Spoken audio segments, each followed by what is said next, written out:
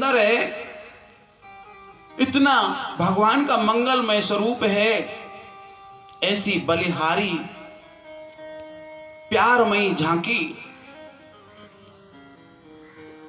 छोटे छोटे जिनके हाथ, छोटे छोटे जिनके पांव, छोटा सा मुखारविंद, शंख जैसी ग्रीवा और मात्र एक मुट्ठी भर की कमर है उनकी। 4 अंगुल का उनका पेट है, केवल 4 अंगुल का पेट है। दांत जैसे मोती, गाल टमाटर जैसे लाल और बिंबा फल जैसे होठ बिल्कुल लाल, और बटुआ जैसो मुंह, बटुआ जैसो मुंह। हमारे ब्रिज में मैया कहती हैं, कोई सुंदर बच्चा होता है, अरे मैया देखियो कितनो सुंदर बालक, कति बटुआ कैसे मुंह को।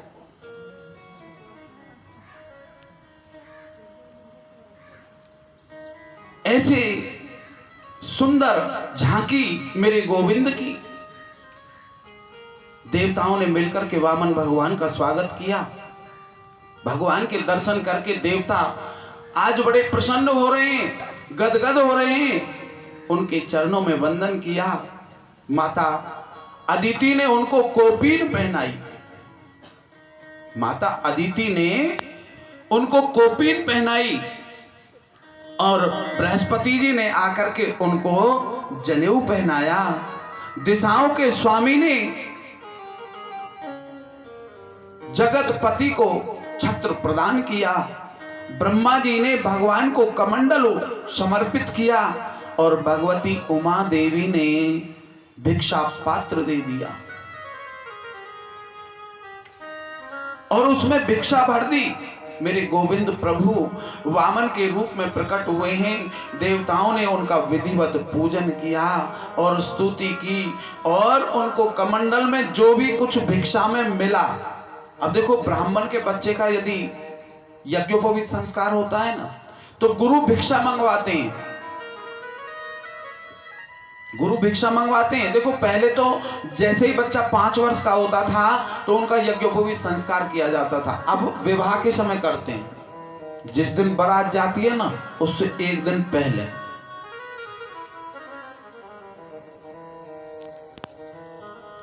यज्ञोपवीत संस्कार किया जाता है तो उसको भीख मांगनी पड़ती है, भिक्षा मांग करके लाता है, और जो भी कुछ भिक्षा में मिलता है उसको गुरु के चरणों में समर्पित कर देता है।